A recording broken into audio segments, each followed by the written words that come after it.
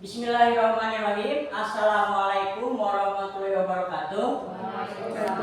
Pertama-tama marilah kita panjatkan puji dan syukur kehadirat Allah Subhanahu wa taala. Tak lupa sholawat beserta salam semoga dilipat curahkan kepada Nabi besar Muhammad SAW, kepada sahabatnya, kepada keluarganya, dan kepada kita semua sebagai umatnya. Bapak-bapak, ibu yang saya hormati, terima kasih telah menghadiri undangan saya dalam kegiatan aksi nyata desiminasi. Di mana aksi nyata ini merupakan salah satu materi yang harus ditempuh dalam program calon guru penggerak. Pada kesempatan kali ini, saya ucapkan permohonan maaf apabila dalam penyampaian ini masih banyak sekali kekurangan. Kemudian saya ucapkan lagi terima kasih yang sebesar-besarnya atas kehadiran Bapak dan Ibu telah hadir memenuhi undangan saya. Sekarang kita mulai saja dalam penyampaian aksi nyata kali ini. Dalam aksi nyata kali ini yaitu akan membahas tentang budaya positif. Budaya positif tentang menyebarkan pemahaman dan penerapan pengalaman budaya positif. Dalam budaya positif ada 8 konsep dasar yang harus Bapak Ibu pahami terlebih dahulu. Yang pertama ada perubahan paradigma belajar. Selanjutnya yang kedua ada disiplin positif. Yang ketiga nilai-nilai kebajikan. Yang keempat kebutuhan dasar manusia. Yang kelima motivasi. Yang keenam perilaku manusia. Yang ketujuh posisi kontrol guru. Yang kedelapan keyakinan kelas dan segitiga restitusi. Selanjutnya kita akan bahas yang pertama yaitu perubahan paradigma belajar.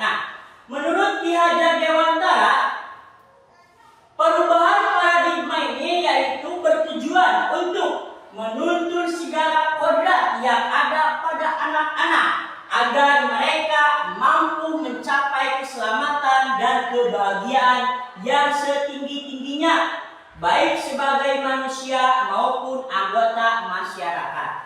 Di mana tujuan dari paradigma belajar yaitu pembelajaran yang berpihak kepada murid.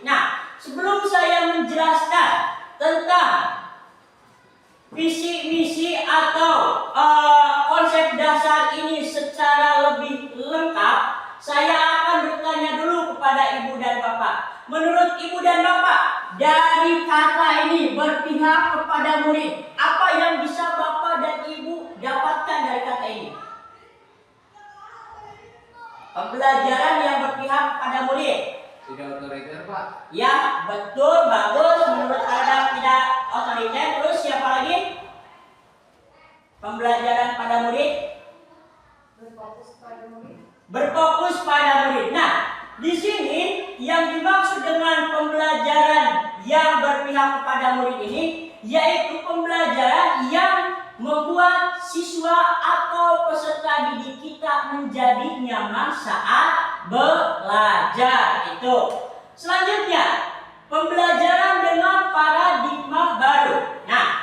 Dalam pembelajaran paradigma baru, pembelajaran paradigma ini yaitu harus memiliki dasar pembelajaran yang berdiferensiasi.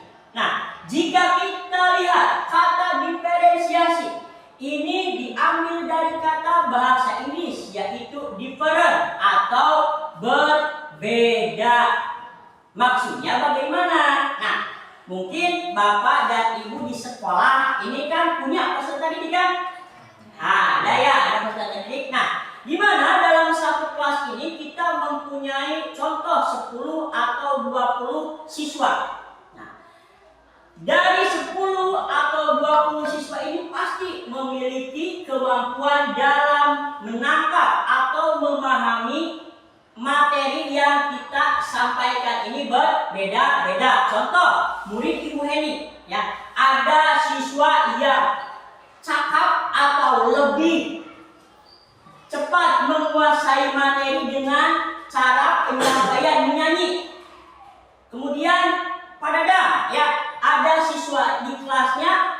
siswa tersebut lebih mudah mendapatkan atau menguasai materi dengan cara menggambar. Nah, itulah perbedaan. Jadi dalam hal ini kita sebagai pendidik atau guru dalam menyampaikan materi ini harus berbeda. Berbeda bagaimana? Contoh, kalau saya di kelas 6 ya, kita ada materi tentang negara-negara ASEAN. Tadi sudah dijelaskan perbedaan di sini, ada siswa yang lebih cakapnya atau lebih cepat menguasai materi dengan menyanyi, menggambar atau melihat. Maka dalam penyampaian materi tentang negara ASEAN, saya bisa menjelaskannya dengan cara menyanyi. Nah, jadi kita buat nyanyian ya atau lagu yang menjelaskan atau menyebutkan negara-negara ASEAN.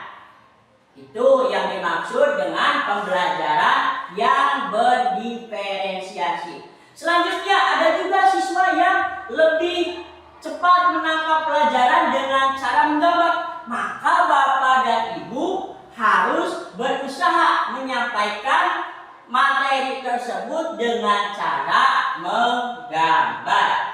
Nah, selanjutnya di sini ada sebuah permainan. Nah, ada sebuah permainan. Coba Bapak lihat ke depan. Dalam perubahan paradigma, di sini kan Ibu dan Bapak duduk berpasangan, ya, semua berpasangannya. Nah, di sini ada perubahan paradigma, yaitu cobalah buka. Nah, di sini Bapak dan Ibu kan duduknya berpasangan. Nah, coba yang sebelah kanan di sini menurut permainan ini, salah satu dari teman Ibu silahkan kepalkan tangannya. Bayangkan dalam kepalan tangan tersebut ada benda yang paling berharga. Selanjutnya, salah satu rekan yang duduk di sampingnya silahkan berusaha untuk menggodanya atau membujuk bagaimana supaya teman yang duduk sebangku ini mau membuka tangan. Nah, coba sekarang praktekkan. Yang di sebelah kanan coba dipegang mengepalkan tangan. Yang di sebelah kanan, kemudian rekan yang di sebelah kirinya silakan bujuk orang yang ada di sebelah kanan untuk mau, silakan dengan cara apa saja. Nah, coba Pak Dada paksa Pak Didi untuk membuka tangannya. Bayangkan Pak Didi di sini ada benda yang paling berharga. Coba dibujuk Pak Dada, silakan. Nah, sudah kan? Nah, sudah kan? Nah, dari pertanyaan ini, dari permainan ini, ya, apakah teman yang dibujuk mau membuka tangannya? Tidak. Tidak. Nah, tidak dengan cara apapun. Nah, dari sini kita ke ini. Nah, apakah teman yang duduk di sampingnya mau membuka? Tidak. Tidak. Ya, dengan alasan apapun, orang yang duduk di samping kita itu tidak mau membuka tangan walaupun kita telah memujuknya. Nah, dalam hal ini yang tadi saya jelaskan, siapa yang memegang posisi kontrol? Apakah orang yang mengepalkan tangan atau orang yang membujuk? Nah, jadi yang memegang kontrol adalah orang yang mengepalkan tangan atau diri kita sendiri. Nah, itu maksud posisi kontrol. Selanjutnya, perubahan paradigma di sini menurut Stephen R. Covey, bagaimana seorang bisa berubah dari paradigma stimulus respon kepada pendekatan teori kontrol. Bila kita ingin membuat kemajuan perlahan, secara sedikit demi sedikit, tapi kita harus memperbaiki cara-cara kita supaya kita bisa mempengaruhi orang lain. Ini sama seperti kita mempengaruhi peserta didik kita supaya mereka mampu atau dapat menerima materi pelajaran yang kita sampaikan. Nah, selanjutnya di sini ada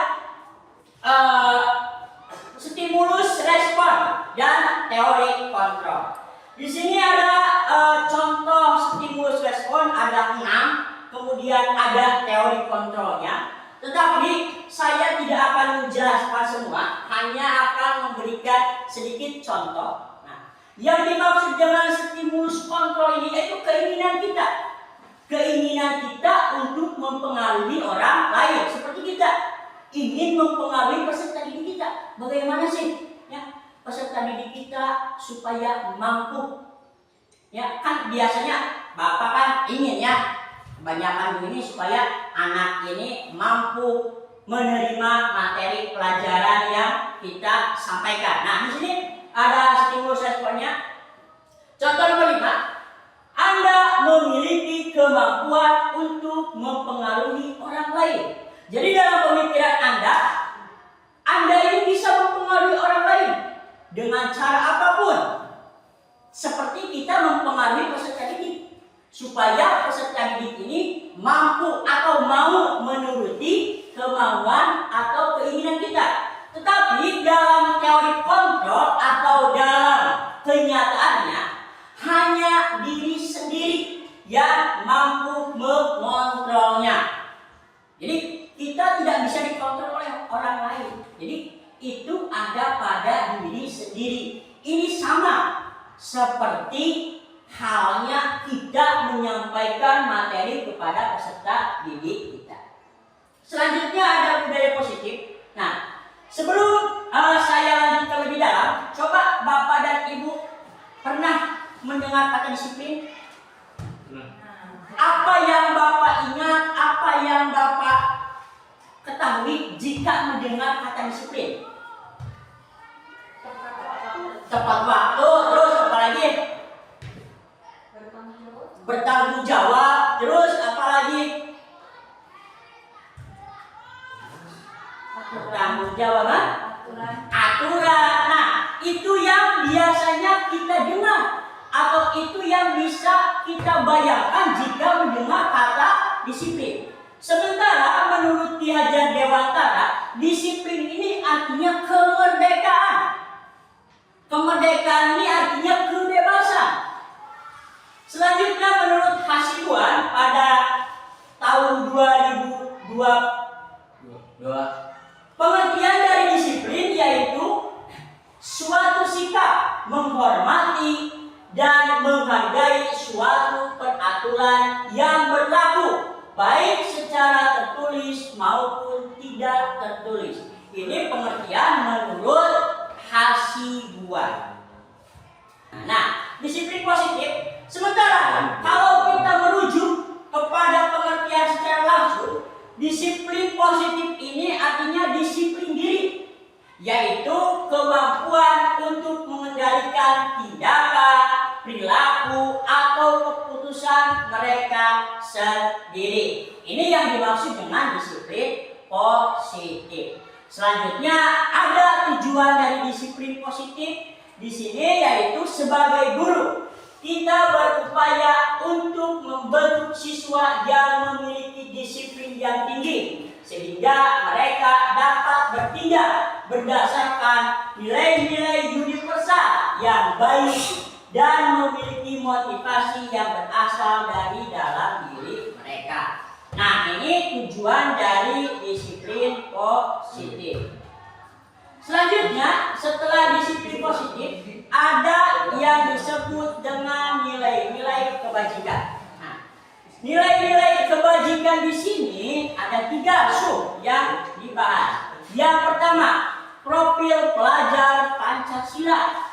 Kemudian yang kedua ada PYP. Yang ketiga 9 pilar karakter.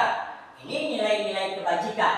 Nah, dari 3 ini kita bagi lagi menjadi sub-sub yang banyak. Di profil Pancasila ada beriman dan bertakwa kepada Tuhan Yang Maha Esa, mandiri, bernalar kritis, berkebinekaan global, gotong royong, dan kreatif. Selanjutnya dalam IMO primary, nah ada toleransi, rasa hormat, integritas, mandiri, menghargai, antusias, dan lain-lain. Selanjutnya dalam 9 karakter ada cinta cinta Tuhan dan segenap ciptaannya, ada kejujuran, hormat dan santun, dermawan, gotong royong, percaya diri, kreatif, pekerja keras, baik, rendah hati, toleransi, dan kedalaman kesatuan. Nah, ini nilai-nilai kebajikan. Selanjutnya tadi dalam disiplin positif ini ada yang disebut dengan kebutuhan dasar. Di sini ada sebuah cerita. Nah, cerita di sekolah Bu Haji Is, wali kelas 1 SD Negeri Teja 2, dibuat bingung oleh salah satu siswa di kelasnya yang bernama Dehan. Beberapa siswa kelas 1 mendatangi Bu Is dan mengeluh karena Dehan sering mengganggu mereka saat sedang menulis pelajaran. Nah, yang ada dalam pertanyaan di sini, jika Anda menghadapi situasi yang dialami oleh Bu Is, apa yang akan Anda lakukan? Coba kalau ibu dan bapak ada di posisi Bu Haji Is, bagaimana? Apa yang akan Anda lakukan terhadap siswa tersebut? Ngobrol apa? Iya, dengan cara bicara dari hati ke hati. Ya, jadi jangan sampai langsung kita menjudge ya, atau memberikan hukuman kepada siswa. Nah, selanjutnya yang bapak dan ibu bisa dapatkan dari cerita ini, menurut bapak apa alasan anak tersebut yang bernama Dehan melakukan hal tersebut? Apa alasannya? Kebutuhan mungkin Pak, misalkan kebutuhan kurang perhatian. Ya, bagus. Terus apa lagi? Kebutuhan apa lagi? Kebutuhan perhatian bisa. Kebutuhan apa lagi? Nah, kasih sayang. Nah, dari cerita tersebut bapak dan ibu mungkin sudah betul jawaban Pak Dadang dan jawaban Bu Heni ini betul. Nah, jadi dari cerita ini ternyata anak ini membutuhkan kasih sayang. Nah, kemudian pengertian dari kebutuhan dasar. Nah, mungkin setiap orang, baik itu bapak ibu gurunya, kemudian siswanya, ini pasti memiliki kemampuan dasar karena kita semua adalah manusia. Nah, pengertian kebutuhan dasar adalah segala sesuatu yang kita lakukan untuk mendapatkan apa yang kita inginkan. Itu pengertian dari kebutuhan dasar. Nah, kebutuhan dasar ini ada 5. Nah, yang pertama, ini kebutuhan dasar yang harus bapak ibu guru perhatikan saat bapak dan ibu guru menjadi seorang pendidik. Yang pertama, kebutuhan bertahan hidup. Nah, biasanya kebutuhan bertahan hidup ini seperti survival, bisa bersifat psikologis, ya, misalnya kesehatan, kemudian makanan. Ini yang termasuk dengan kebutuhan bertahan hidup. Selanjutnya, kebutuhan kasih sayang tadi yang diterangkan oleh Bu Heni menurut ibu di cerita yang tadi. Nah, kebutuhan kasih sayang ini biasanya meliputi koneksi sosial, terus memberi dan menerima kasih sayang, kemudian merasa menjadi suatu bagian dari kelompok. Selanjutnya penguasaan. Nah, penguasaan atau power kalau kata Pak Im sebagai guru olahraga dan Pak Didi. Penguasaan di sini yaitu kebutuhan yang berhubungan dengan kekuatan. Nah, kekuatan, terus kompeten, keterampilan. Nah, ini adalah kebutuhan penguasaan. Selanjutnya kebebasan. Ini tadi juga sama sudah disebutkan oleh Pak Dada, yaitu kebebasan. Kebutuhan ini berhubungan dengan kekuatan untuk mencapai sesuatu. yang menjadi kompeten. Nah, diakui atas prestasinya. Nah, itu kebebasan. Biasanya ini terjadi pada anak-anak yang mengalami masa puber. Yang terakhir yaitu kesenangan. Nah, pasti semua orang juga ya, Bapak, Ibu, ini pasti kebutuhan dasar yang ini sangat dibutuhkan, yaitu kesenangan, yaitu kebutuhan akan mencari kesenangan, bermain dan tertawa. Jadi Bapak dan Ibu di sekolah nanti bisa menerapkan atau bisa mengingat tentang 5 kebutuhan dasar.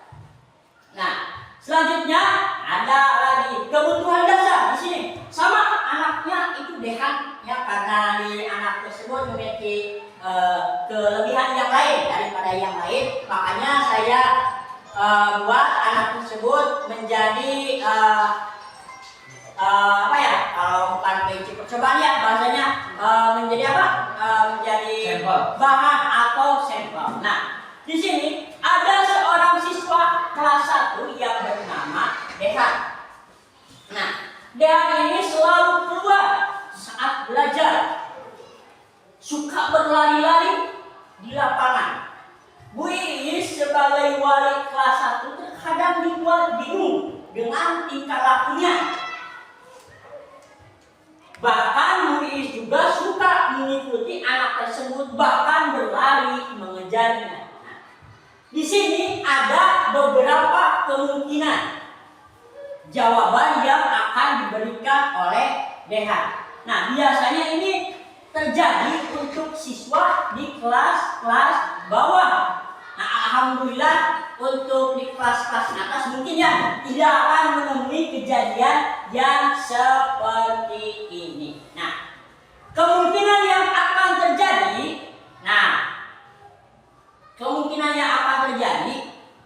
dari si Dehan ini, kalau terjadi kejadian yang seperti tadi, yang pertama dia akan ngomong, aku bosan belajar di kelas. Yang kedua, ibu kejar aku, katanya ibu sayang sama aku.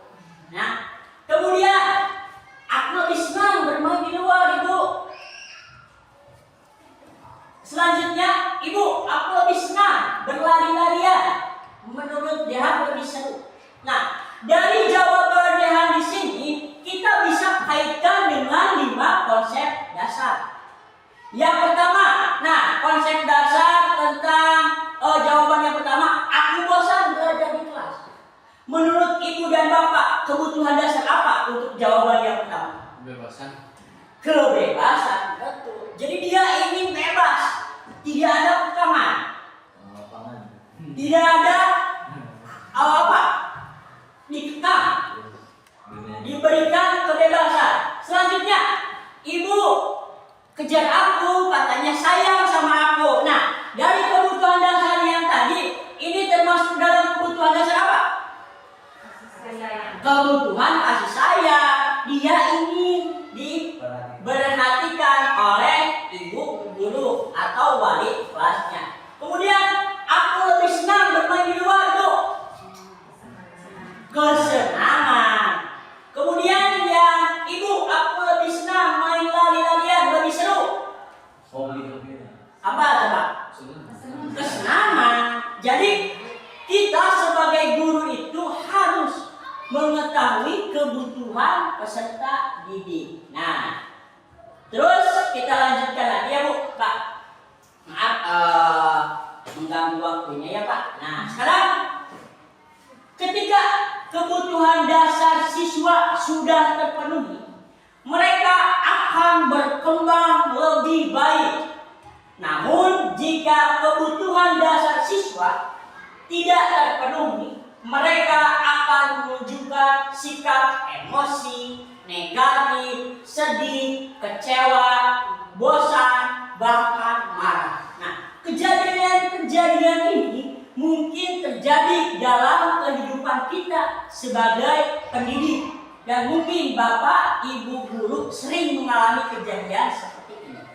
Supaya tidak terjadi Nah, supaya tidak terjadi emosi negatif sedih, maka kita sebagai pendidik harus lebih bisa memahami kebutuhan dasar yang harus terpenuhi.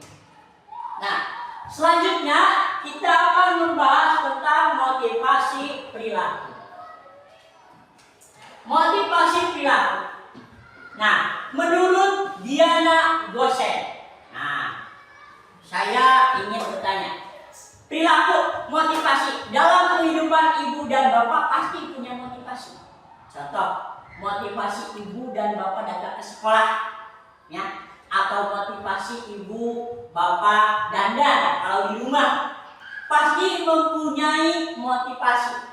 Contoh, kita dalam bekerja. Nah, contoh ibu bapak datang ke sekolah. Dari 3 motivasi ini, menurut bapak dan ibu, jika kita datang ke sekolah, motivasi apa yang kita inginkan atau yang ada dalam diri kita sehingga kita mau datang ke sekolah? Apakah motivasi nomor 1, nomor 2, atau nomor 3? Berapa? Nomor 3. Nomor 3, untuk menjadi orang yang mereka inginkan dan menghargai diri sendiri dengan nilai-nilai yang mereka percaya. Ini biasanya ada nomor 3 untuk kita sebagai pendidik. Tapi untuk siswa, biasanya motivasi belajar ini untuk menghindari nomor 2, yaitu untuk menghindari ketidaknyamanan atau hukuman. Maksudnya seperti apa? Mungkin bapak dan ibu guru dalam kehidupan sehari-hari di sekolah kan suka menyuruh siswa, ayo masuk. Nah, masuk. Apakah ini ada bentuk keterpaksaan dari siswa? Ada. Mungkin mereka sedang asik bermain, mungkin sedang asik jajan, ya Bu. Jadi mereka motivasi tujuan belajar itu karena menghindari ketidaknyamanan atau hukuman. Yang namanya hukuman ini akan menjadi ketidaknyamanan dalam diri peserta didik. Dan yang namanya ketidaknyamanan ini bisa berlangsung dalam jangka panjang. Mungkin bapak dan ibu guru pernah zaman sekolah mengingat, Pak, saya pernah dicarekan ku bapak iya. Saya pernah dimarahi ku bapak iya. Itu adalah bentuk ketidaknyamanan. Ini juga merupakan pembelajaran kepada saya bahwa ternyata hukuman ini bisa menjadi sesuatu yang sangat merugikan untuk peserta didik kita di masa yang akan datang. Selanjutnya kita akan membahas hukuman dan penghargaan. Penghargaan maupun hukuman ini merupakan cara untuk mengontrol perilaku seseorang. Jadi kita bisa mengontrol perilaku siswa ini dengan cara penghargaan maupun hukuman. Penghargaan dan penghukuman ini bisa berpengaruh dalam jangka pendek dan jangka panjang. Penghargaan ini dapat berpengaruh sama dalam jangka panjang dan dalam waktu yang lama. Mungkin bapak dan ibu pernah mengalami memberikan penghargaan kepada siswa. Contoh, ada siswa yang rajin mengerjakan PR. Bapak dan ibu kan panggil, "Oh, Aldi, kamu hebat. Kamu selalu mengerjakan PR tepat waktu." Itu untuk anak yang baik. Kemudian ibu dan bapak memberikan sebuah penghargaan, baik itu makanan, uang. Dari penghargaan ini sebenarnya bisa juga menjadi sebuah hukuman. Hukuman buat siapa? Buat siswa yang lain. Mereka akan merasa terhukum. Si Ali mah dipasihan ieu ari kurang. Jadi dari penghargaan ini bisa menjadi juga sebuah hukuman. Jadi mulai sekarang ibu dan bapak mungkin ya bisa kalaupun mau memberikan penghargaan, misalnya dipanggil di kantor atau di kelas, ngomong secara pribadi, jangan sampai kita memberikan penghargaan di depan temannya. Bahkan menurut Alkohol ini, kita memberikan pujian di depan siswa tersebut juga sebenarnya tidak baik. Karena dalam hatinya tersebut, wah, si iya mah di alam baik Bapak Ibu guru teh ada urang tara. Nah, iya betul kata Pak implikasi. Ini akan menjadi sebuah menjadi sebuah perusak hubungan antara siswa dengan siswa, siswa dengan guru. Nah, itu. Selanjutnya hukuman atau penghargaan. Nah, penghargaan tadi menurut aplikon ini bisa menjadi penghukum. Kemudian bagaimana yang dimaksud dengan penghargaan sebagai penghukum?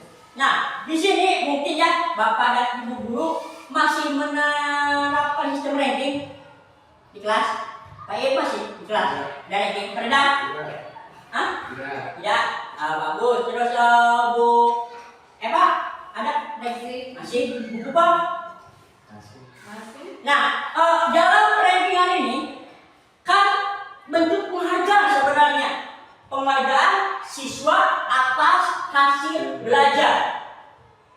Tetapi sebenarnya ini bisa menjadi penghukum juga. Penghukum untuk siapa? Nah, contoh. Pak Dadang punya siswa yang bernama si A.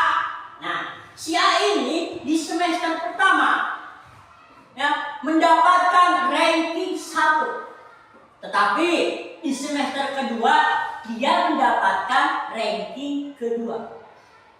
Nah, dari posisi ranking 1 ke ranking kedua, kan menurut kita itu kan sebuah penghargaannya, Pak, Bu.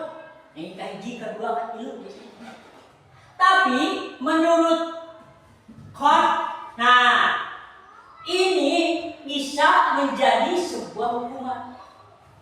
Cobalah Bapak lihat ekspresi anak kita, ya, anak buah kita atau anak didik kita ya, yang tadinya ranking pertama di semester 1, kemudian turun tidak jauh-jauh ke ranking ke-8, ke ranking kedua.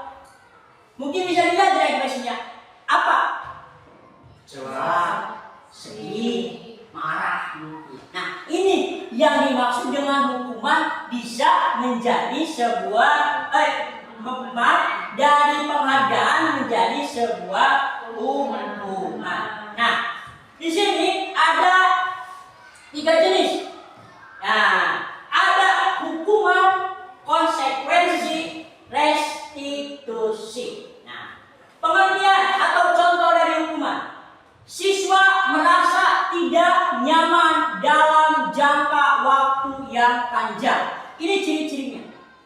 Biasanya, nah, itu peserta didik akan ingat. Ya, mungkin Bapak, Ibu, guru sama seperti saya juga. Ini akan ingat sampai kita tua, bahkan sampai kita punya cucu, punya anak. Kita akan ingat di memori kita. Wah, pernah dihukum oleh Bapak ini, Ibu ini. Nah, ini yang dimaksud dengan hukuman. Kemudian konsekuensi. Konsekuensi ini akan membuat tidak nyaman peserta didik, tapi dalam jangka waktu yang pendek. Jadi lalu cek bahasa Sunda namanya jadi hatinya masa kedep, Pak, Bu. Selanjutnya ada restitusi. Nah, restitusi ini merupakan pilihan. Kemudian menguatkan murid dalam jangka waktu yang panjang. Kemudian masalah akan terpecahkan. Nah, ini hukuman, konsekuensi, dan restitusi. Selanjutnya di sini ada pengertiannya. Kalau tadi ciri-cirinya, di sini pengertiannya. Hukuman adalah salah satu bentuk konsekuensi negatif yang diberikan sebagai respon atas tindakan yang melanggar aturan, norma, hukuman terjadi saat itu juga. Nah, biasanya Bapak dan Ibu, hei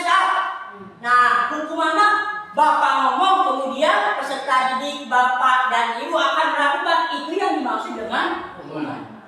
Nah, biasanya ini kita ya, jangan jauh-jauh kita ke bapak dan ibu. Saya juga pernah mengalami kejadian seperti itu. Paling enak kan? Tarik, push up. Nah, ini yang dimaksud dengan hukuman. Selanjutnya ada konsekuensi. Konsekuensi ini sanksi atau konsekuensi adalah hasil dari sebuah perbuatan atau tindakan dari sebuah keputusan. Nah, biasanya mungkin bapak dan ibu sok ngomongin, berulang tanggung jawab dah mana? Tanggung jawab kaca. Nah, atau gantian bola. Nah, itu yang dimaksud dengan konsekuensi. Sementara restitusi adalah sebuah pendekatan.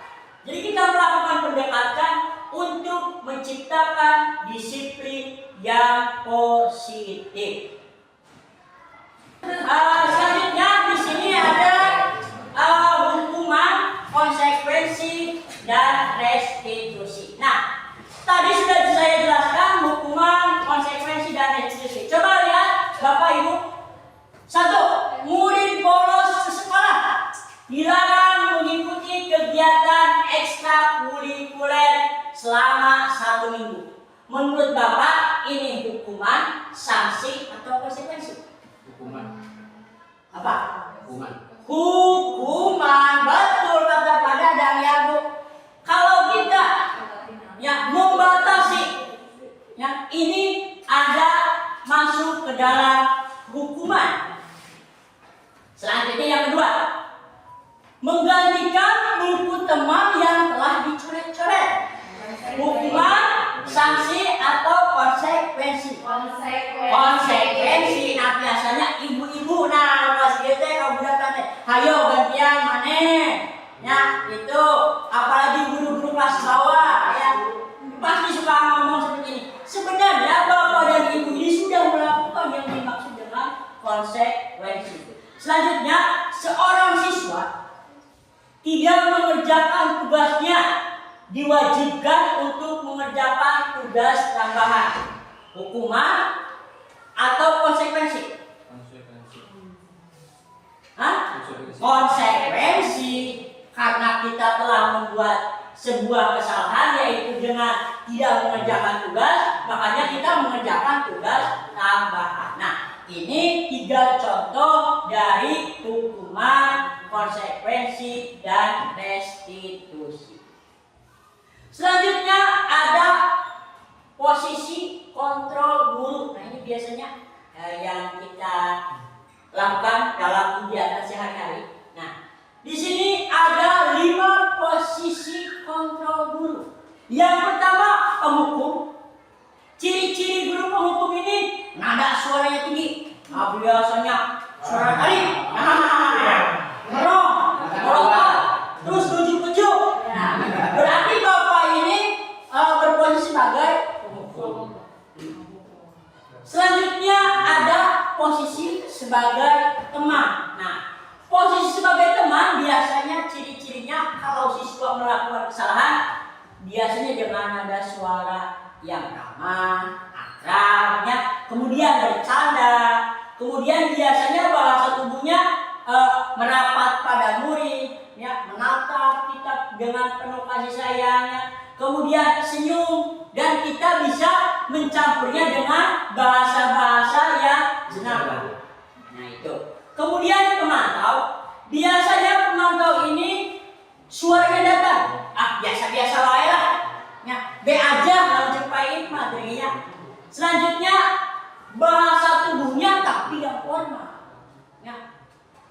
Yang selanjutnya ada pembuat rasa bersalah.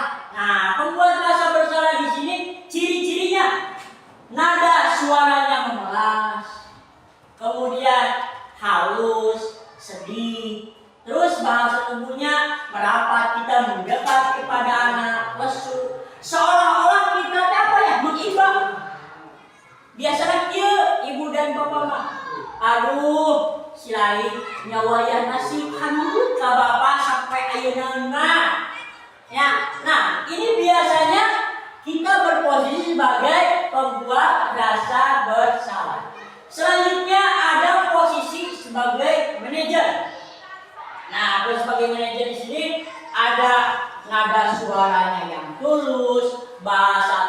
gurunya tidak kaku mendekat kepada siswa atau murid. Dari kelima posisi kontrol guru ini mempunyai kelebihan dan kekurangan masing-masing. Nah, saya akan jelaskan, tetapi ya, karena waktunya tidak memungkinkan, Bapak dan Ibu silakan introspeksi diri. Ada di mana sih kita? Ada di penghukum, ada di teman, pemantau, manajer, pembuat rasa bersalah. Tapi ingat, setiap posisi kontrol guru ini mempunyai kelebihan dan kekurangannya masing-masing. Contoh dikit ya, penghukum. Ini menurut siswa akan menjadi seorang yang guru teh sieun. Sementara kalau menjadi teman, ini kadang-kadang anaknya nyalutak waktu bahasa Bu Henning Maya nyalutak budaknya. Jadi usahakan kita harus bisa menguasai 5 posisi kontrol guru. Nah, di sini saya memberikan contoh posisi sebagai penghukum. Ya, kita menuju matanya agak melotot. Kemudian membuat rasa bersalah. Nah, maaf ini fotonya buram. Jadi si anak ini merasa bersalah. Nunduk. Selanjutnya guru sebagai temannya kita ngobrol, ya face to face dari hati ke hati. Ya. Selanjutnya ada guru sebagai pemantau. Ya, kita memantau kegiatan peserta didik kita. Selanjutnya ada sebagai manajer. Nah, ini adalah contoh dari 5 posisi guru. Terus ada keyakinan kelas. Bapak dan Ibu tahu atau Bapak dan Ibu pernah mendengar kata keyakinan kelas? Mungkin pernah ya. Keyakinan kelas. Mengapa disebut dengan keyakinan kelas bukan peraturan kelas? Coba. Mungkin dibuat bersama siswa. Ya, dibuat bersama siswa. Itu apa lagi? Kenapa disebutnya keyakinan kelas bukan peraturan? Konsekuensinya ketika melakukan kesalahan Ya, berasal dari siswa kembali ke siswa, tapi dengan progres tanggung jawab. ya betul Pak, betul ya. Nah, keyakinan kelas secara harfiah, keyakinan kelas adalah kesepakatan yang dibuat antara guru dan siswa. Ini mencerminkan nilai-nilai positif yang diinternalisasikan oleh semua kelas. Perbedaan keyakinan kelas dengan peraturan kelas, bahwa dalam keyakinan kelas ini tidak ada yang namanya sanksi apabila peserta didik kita atau anak didik kita melakukan sebuah kesalahan. Contoh, kalau kita membuat keyakinan kelas, Ibu dan Bapak di awal tahun ajaran membuat keyakinan kelas, silakan di dalam bentuk apa ya, biasanya kertasnya atau buku. Silakan apa yang kalian inginkan dalam 1 tahun ini. Contoh, siswa ini ada yang menuliskan, saya ingin belajar jam 7. Saya ingin Bapak dan Ibu guru tidak bisa selalu hadir di sekolah. Saya tidak mau apabila saya melakukan kesalahan mendapatkan hukuman, boleh bebas. Nah, dalam keyakinan kelas ini tidak ada yang namanya sanksi atau hukuman kalau peserta didik kita melakukan sebuah kesalahan. Contohnya tadi, ya, dibuat keyakinan kelasnya yaitu masuk jam 7. Apabila ada satu siswa yang datang jam 7.30, karena dalam keyakinan kelas ini kita tidak usah atau tidak boleh memberikan hukuman. Karena ini keyakinan kelas, bukan peraturan kelas. Kalau peraturan kelas kita boleh ya memberikan hukuman karena sudah melanggar aturan. Tuh. Kemudian selanjutnya ada segitiga restitusi. Ya. Segitiga restitusi ini yaitu suatu proses dialog yang dijalankan oleh guru agar dapat menghasilkan murid yang mandiri dan bertanggung jawab.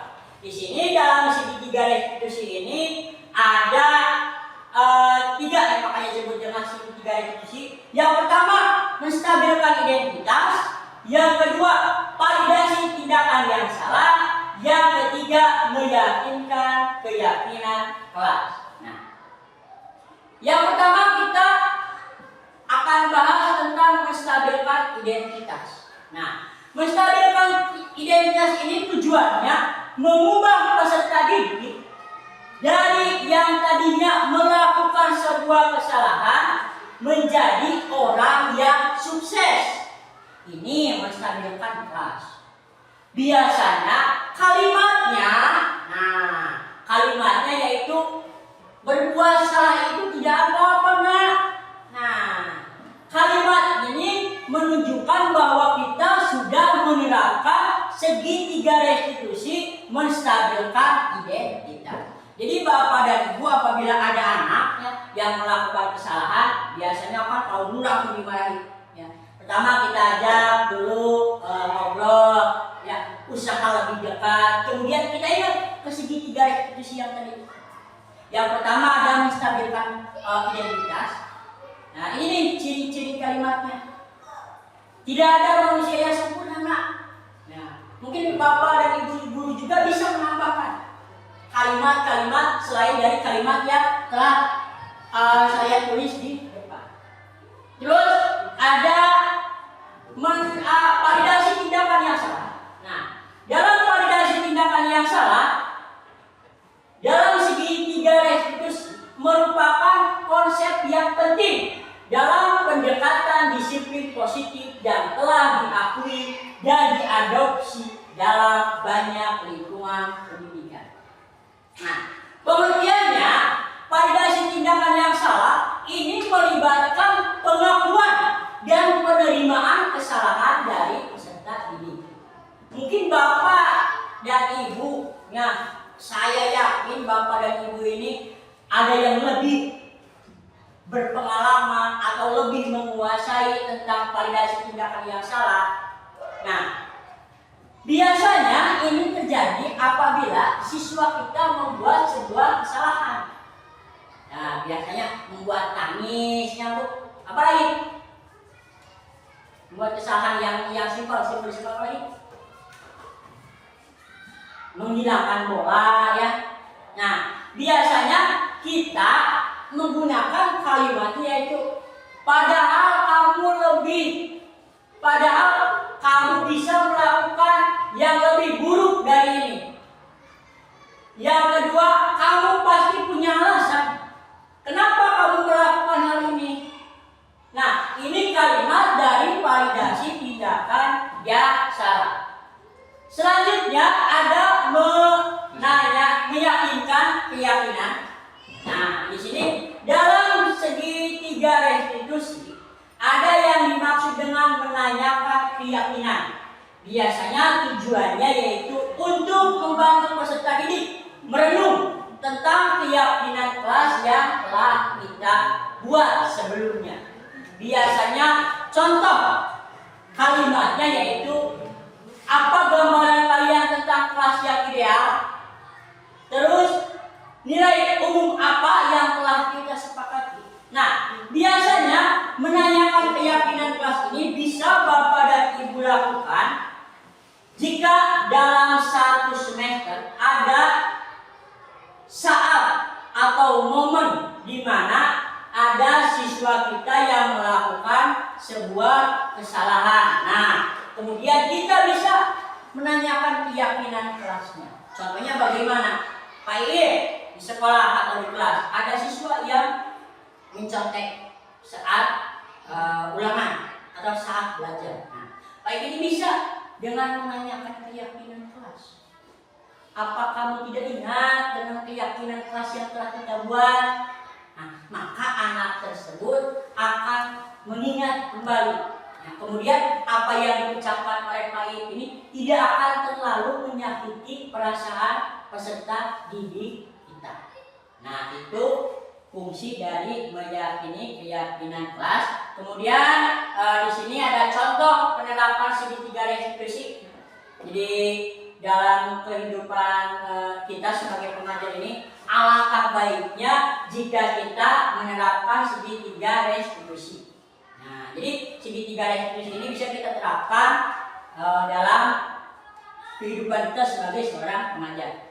Kemudian yang terakhir penutup. Nah, penutupnya yaitu dalam penerapan program disiplin positif di sekolah, hendaknya seorang guru harus memiliki standar kepribadian, profesionalitas, dan sosial di mana dapat merefleksikan dirinya dalam posisi kontrol sebagai manajer yang menuntun murid-muridnya menjadi insan yang mandiri, merdeka, dan bertanggung jawab. Nah, sekian penyampaian dari saya. Hanya ini yang bisa saya sampaikan. Mungkin masih banyak kekurangannya. Ibu dan Bapak silakan ya, Ibu bisa berkoordinasi atau bertanya dengan guru-guru yang lebih senior atau lebih paham. Nah, sebelum saya mengakhiri desiminasi ini atau forum diskusi ini, saya memberikan kesempatan kepada Bapak dan Ibu untuk menanyakan sebuah pertanyaan. Saya batasi saja ya Bu, karena waktunya mungkin Bapak dan Ibu sudah capek, sudah lelah, kemudian Bapak dan Ibu punya kegiatan yang lain ya di sekolah. Jadi hanya 3. Nah, silakan Bapak dan Ibu guru acungkan tangannya untuk memberikan pertanyaan. Ya Bu Bupati. Bagaimana cara untuk menanggulangi kesulitan dalam menerapkan budaya positif di sekolah?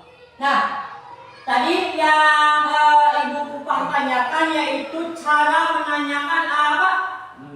Menanggulangi kesulitan Dalam menerapkan budaya positif. dalam menerapkan budaya positif di sekolah. Nah, untuk menanggulangi kesulitan dalam penerapan budaya positif, nah, pertama Bapak dan Ibu guru ya yang mempunyai ide ini bisa bekerja sama dengan guru-guru yang lain. Nah, untuk menanggulangi kesulitan yang kita inginkan, yang kita hadapi. Nah, kita bisa berbicara dengan kepala sekolah, dengan rekan guru, supaya penerapan budaya positif ini bisa kita lakukan di sekolah. Mungkin itu saja yang bisa saya jawab. Atau ada Bapak Ibu guru yang bisa menambahkan? Bagaimana Bu Bupati? Ya, selanjutnya pertanyaan, ada pertanyaan lagi? Ya, Bayu. Mengenai keyakinan kelas yang tadi ya Pak. Ya. Apa tujuan dibuatnya keyakinan kelas itu? Nah, tujuan dibuatnya dari keyakinan kelas ini yaitu menciptakan kondisi, situasi pembelajaran yang lebih baik dengan adanya apa tadi Bu?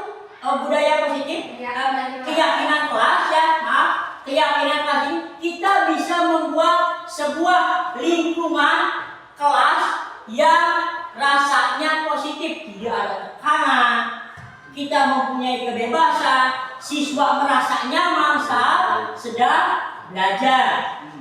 Nah, itu Bu Ayu pertanyaan yang bisa saya jawab. Kalau ada Bapak dan Ibu guru yang bisa menambahkan, silakan. Bagaimana Bu? Ada lagi? Ya, Pak Ip. Jika kita masih mengetahui tentang pemahaman budaya positif, apa yang harus kita terapkan di sekolah? Nah, tadi ya pertanyaan yang sangat bagus. Nah, biasanya ini kita sudah mempunyai ide supaya teh kurang tepat hayang melakukan budaya positif. Sementara rekan kerja yang lain tidak tahu hasil budaya positif teh, lu kumaha sih hari budaya positif teh. Ini pertanyaan yang sangat bagus dari Pak Ip. Nah, untuk memecahkan masalah ini yaitu yang pertama, kita harus membangun sebuah komitmen terlebih dahulu. Komitmen tentang budaya positif. Selanjutnya, Bapak dan Ibu ini bisa meminta dukungan baik itu dari kepala sekolah, ya, komite, guru, staf bahkan siswa kita sendiri. Nah, supaya terjadinya keseragaman dan keselarasan dalam membangun budaya positif. Nah, pertanyaan yang Pak lakukan ini sebenarnya ada dalam pikiran saya. Jadi kalau saya nanti sudah lulus CDP ini, bagaimana menerapkannya budaya positif? Sementara rekan kerja yang lain lupa masih budaya positif. Ini pertanyaan yang menjadi tamparan sebenarnya buat saya dan rekan-rekan yang lain di program Guru Budaya. Nah, mungkin hanya itu saja yang bisa sampaikan. Terakhir saya ucapkan terima kasih yang sebesar-besarnya pada Bapak dan Ibu guru yang telah hadir memenuhi undangan saya. Maaf atas jamuannya atau ketidaknyamanannya. Hanya ini yang bisa saya sampaikan. Saya ucapkan billahi taufiq wal hidayah. Wassalamualaikum warahmatullahi wabarakatuh. Waalaikumsalam.